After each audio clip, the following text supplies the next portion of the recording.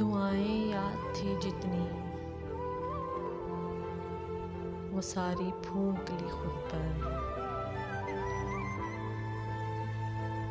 वज़ाइफ जो भी आते थे वो सारे पढ़ लिए मैंने, मगर फिर भी मेरे दिल में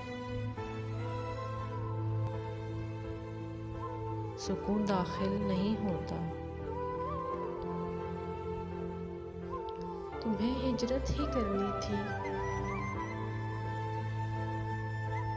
तो कुछ मेरा भी कर जाते। किसी को तोड़ कर सुनते हैं,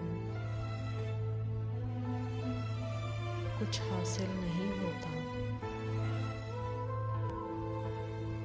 किसी के छोड़ जाने से किसी की जान जाए तो मुझे फतवा ये लेना है, क्या वो कातिल नहीं होता।